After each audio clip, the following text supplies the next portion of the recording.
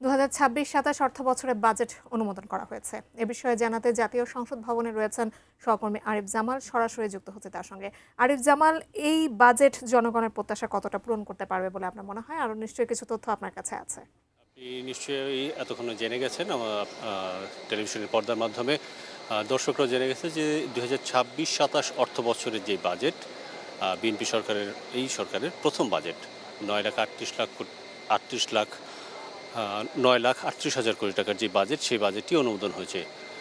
প্রধানমন্ত্রী তারেক রহমানের সভাপতিত্বে সকাল ১০টার দিকে মন্ত্রিসভার বৈঠক শুরু হয় এবং মন্ত্রিসভার এই বিশেষ বৈঠকটি হয়েছে মূলত আসলে আজকের যে বাজেট পেশ করবেন অর্থমন্ত্রী আমির খসরু মাহমুদ চৌধুরী, সেই বাজেটটি অনুমোদনের জন্য, এবং সেটি সকাল 10টায় শুরু হয়ে দুপুর প্রায় 1টা পর্যন্ত চলে।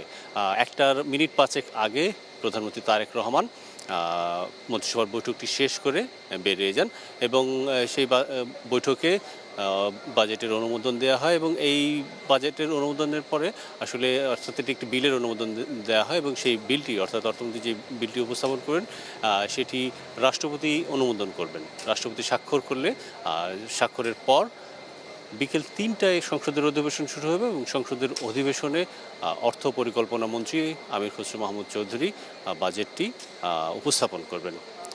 আপনারা নিশ্চয়ই জানেন জাকিয়া যে এই 12 ফেব্রুয়ারি নির্বাচনের পর 17 ফেব্রুয়ারি প্রধানমন্ত্রী তারেক রহমানের নেতৃত্বে যে সরকার গঠিত হয়, এই সরকারের প্রথম বাজেট এটি।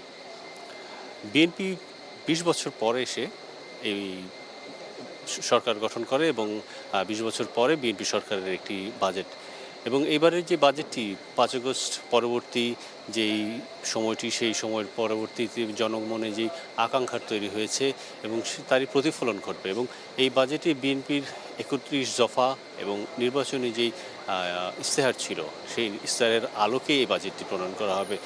অর্থমন্ত্রী সকালে কথা বলেছেন, তিনিও জানিয়েছেন জনগণের আকাঙ্ক্ষা প্রতিফলন ঘটবে এই বাজেটে, এবং মন্ত্রিসভার বৈঠকের পর পরিকল্পনা প্রতিমন্ত্রী জুনায়েদ সাকির সঙ্গে আমরা কথা বলেছিলাম। তিনিও জানিয়েছেন যে এই বাজেটটি হবে নির্বাচনের যে ইশতেহার ছিল বিএনপির, সেই ইশতেহারের আলোকে, অর্থাৎ ইশতেহারের আলোকে একটি গণতান্ত্রিক এবং কল্যাণমুখী রাষ্ট্র গঠন করার যে প্রতিশ্রুতি দিয়েছিল বিএনপি, তারই প্রতিফলন থাকবে। অন্যান্য অনেক বিষয়ের সাথে বিএনপির যে বিশেষ কিছু কর্মসূচি রয়েছে, সেই কর্মসূচিগুলো কিন্তু বিশেষ গুরুত্ব পাবে এবার বাজেটে, যেমন ফ্যামিলি কার্ড, কৃষক কার্ড, হেলথ কার্ড সহ বিভিন্ন জনসেবামূলক যে বিষয়গুলো রয়েছে, অর্থাৎ একটি উন্নয়ন এবং কল্যাণমুখী রাষ্ট্র গড়ার জন্য যে পদক্ষেপগুলো বিএনপি সরকার নিচ্ছে বা নিতে যাচ্ছে, তারই প্রতিফলন থাকবে এবারের বাজেটে।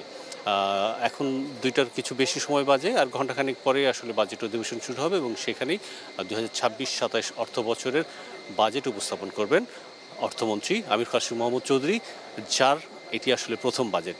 উনি এর আগে মন্ত্রিসভায় ছিলেন কিন্তু অন্য মন্ত্রণালয়ের দায়িত্ব ছিলেন, এবারে তিনি প্রথমবারের মতো অর্থ মন্ত্রণালয়ের দায়িত্ব পেয়েছেন এবং অর্থমন্ত্রী হিসেবে প্রথম বাজেট পেশ করবেন। জাকিয়া।